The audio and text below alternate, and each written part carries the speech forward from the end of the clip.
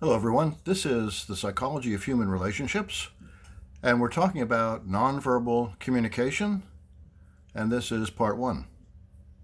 So, nonverbal communication is going to be a bit difficult to talk about in a video format as I speak about it alone, but I'm going to do my best to convey to you the importance of nonverbal communication and talk a little bit about some of the more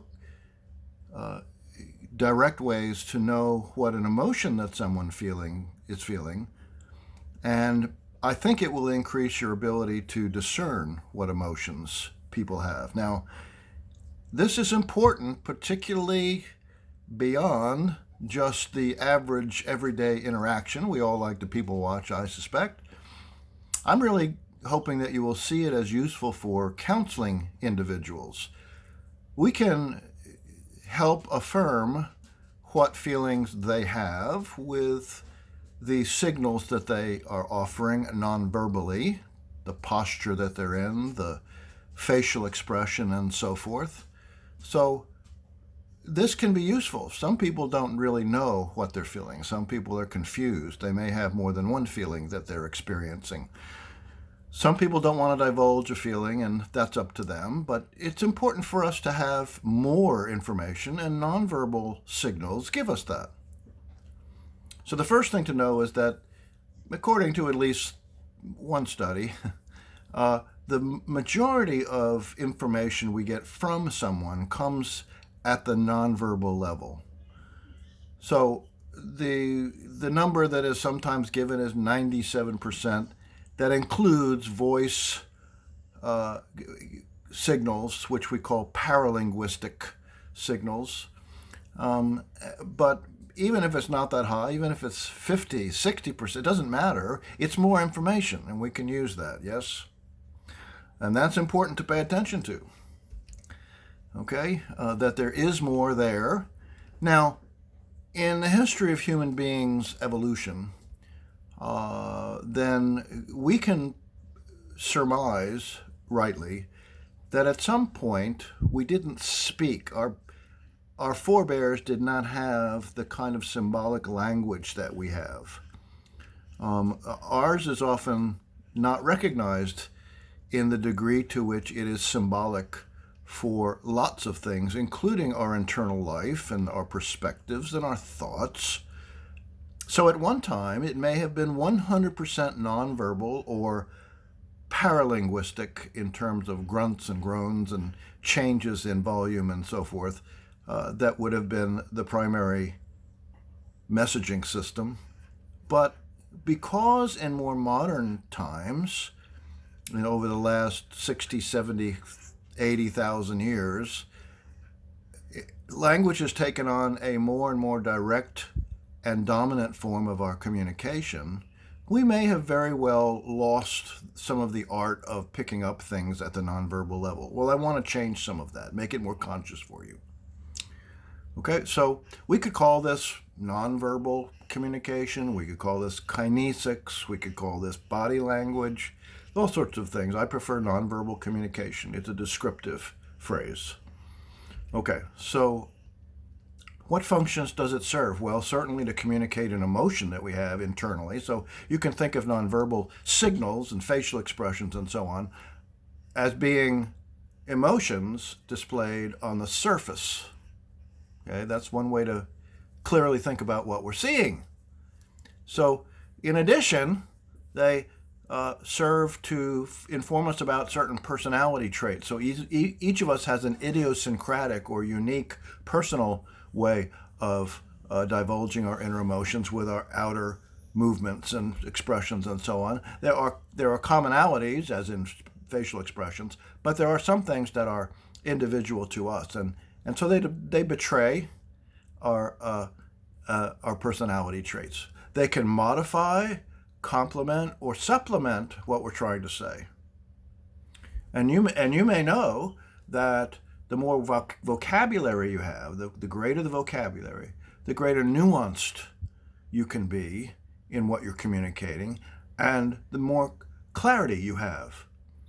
So people with more education generally use nonverbal communication signals less than those who have less education. That's a generality, of course. The older you are, as your vocabulary builds, the less you use nonverbals. But the reverse is also true. So children use them more since their vocabulary is more limited. Yes? They help us establish and display boundary conditions between us and other people. You can notice distance, for example, and the degree to which people desire and create distance or closeness. They also define boundaries, therefore. Yeah? And finally, they define relationships, the quality of the relationship, the nature of the relationship. Okay. Women who have had children are better at women than women who have had no children, and women who have had more children are better than women who have one child or fewer children. And this is also true of women over men in general. Women are generally better at it than men. I suspect that's because women are more attuned to the emotional life that they have and those of others. This is, again, just a generality. And by better, we mean more accurate. In fact, that may be the origin of what we call women's intuition, perhaps. When we say we have a gut feeling about something, often that's a not conscious evaluation of nonverbal signals that we go through in our brains, not consciously. That doesn't mean unconscious. It means not exactly conscious. Okay? So you can get better at this in the same way that you would get better at learning a foreign language. First, you have to learn the words. You have to learn the signals and learn what the collection of signals is, yes? And then find out how you were right and how you were not right. One way that experts do this is to watch candid interviews and tape them on their DVRs or with a camera, and not having seen them before, turn the sound off and take notes along the way, watching only signals, facial expressions, and so on. And then go back and turn the sound on and go through and see where you were, what kinds of information that nonverbal stuff gave you. That's one way.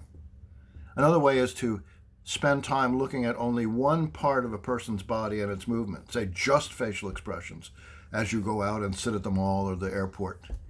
Nowadays it's a little bit more difficult. We have a pandemic that's putting face masks on everybody, so looking at below the eyes and above the chin is going to give you not much. But there's many more things to look at. Distance, closeness, eyebrows, head movements, hands, legs, torso, all sorts of things to look at. Now, there's one good book I like, and that's by Ken Navarro, Navarro. He wrote What Every Body is Saying. That's a clever title. It's cheap, it's paperback. He's a former FBI guy. It's a good book, actually.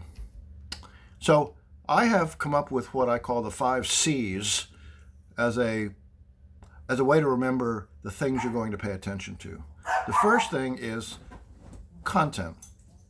And content just refers to the signals themselves and what those things likely mean. Now, any one signal, except for a very few, doesn't always mean the same thing, so you need confirmation. All right? You need clusters. That's the second C. You need more than one thing to confirm what you think the emotions are on the inside of that person you're observing. And then we got to think about context. Where are you? Where is that person? Okay? What would be normal for someone in that situation? That's called norming, by the way. Better yet, what would be for that person normal in a situation like that? We don't always get that. In fact, we probably don't get it very often, but that would be best. But you can always go with what would be normal. What would be normal if a policeman in uniform showed up at your front door? Would you have any anxiety? Would you not? And then what would your nonverbals be if that was the case, that you felt some anxiety? And then we have to talk about culture. So many gestures and movements and closeness and distance are moderated by culture and subculture. Okay, so in parts of the Middle East, people speak nose to nose. That's normal. In fact, that got some of our troops in trouble when people they didn't know from an Islamic country got very close to their face. They got very nervous, and in some cases punched them out, not realizing that that's how they talk to each other. Male to males talk to each other. Um, and then we want to look for changes. So changes means that emotions shift, topics shift in conversation, so emotions about those topics shift. And within one topic, emotions can shift. So you've got to keep up with the changes. And at first, this can be frustrating because things happen so fast that although you're looking at the whole person, you've got to sort of have a flow of interpretation to be accurate. And that takes time, just like it does learning a foreign language. You are lost pretty quickly because you're thinking, what does that word mean? What does muy mean in Spanish? And, it means very, okay. And then already the sentence is past you, right? So, yeah, okay. Now, when we first come in contact with someone we don't know, it's surprising how many things we begin to automatically interpret. Most of this is about survival, of course. Think about the history of human beings that didn't have language. Okay? What would it mean if someone you didn't know came close to you? Well, the first thing we notice to this day is how someone is dressed and how they appear. Okay? That gives us clues. Are they in distress? Are they disheveled? Do they smell in any particular way, good, bad, or not, or neither? Or are they wobbly? Are they standing up straight? Those sorts of things. Then, to what degree of sincerity are they displaying? Do they tell you that basically they're open and they have open body language? Their arms are open. Can you see it? Open. Or are they closed down? Those sorts of things impact our estimation of sincerity that someone might have. The next one is dangerousness. We sort of evaluate whether someone has fists or not, or is approaching rapidly, or the degree of moving the head down like this. So like this would be an aggressive stance, that this would be non-aggressive. So we evaluate those sorts of things. Do they carry something that could be used as a weapon or not? Are they showing their hands or not? Sometimes people think that's what a handshake is a display that I have no weapon. That's a possibility. And then willingness and interest. Do they have an interest in engaging us in a conversation or in some other way, or do they not? We evaluate all those sorts of things. Yep. Now, gestures, then we're still looking at the big picture now. Gestures are natural movements, usually involving the hands, made to emphasize or substitute for spoken words. So I just did this. You couldn't see me. Or is it emphasize or substitute? That's a gesture. Some of these are universal, but most of them are culturally bound. Postures, which are positions of the body positions, can indicate almost anything. Status, mood, openness, deception, warmth, anything. But it refers more to the position that your body is in. It's amazing how little shifts can be very indicative of a closing in or an opening up, which then refers to more or less anxiety, you see, and more or less an opening to being willing to discuss something or so on. Eyes are very interesting. We can talk about how long you look at someone. Do you know how long that is? It's only about 2 seconds eye to eye, unless it's someone you know very well. You are counseling them, or some other reason for looking someone directly in the eye. Because if you stare at someone, which is what it's called, for more than 2 seconds, they will begin to get anxious on average. Glances are different. Glances is momentary, a second or so, and that's bound by situation. So when someone is anxious, they will dart their eyes. Okay? When someone is interested in you, they will look over at you, and then their movement back to where their eyes were to begin with is slower. So it's like this. Okay? Often.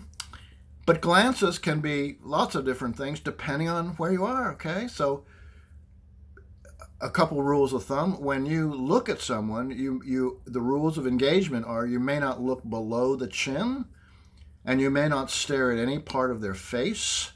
And normally what you do is move from eye to eye within about a second. Okay?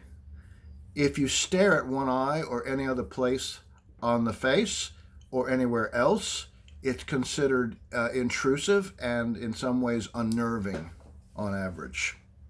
Okay? So when we come back, a little bit more on eyes, and then move on to another part of the body.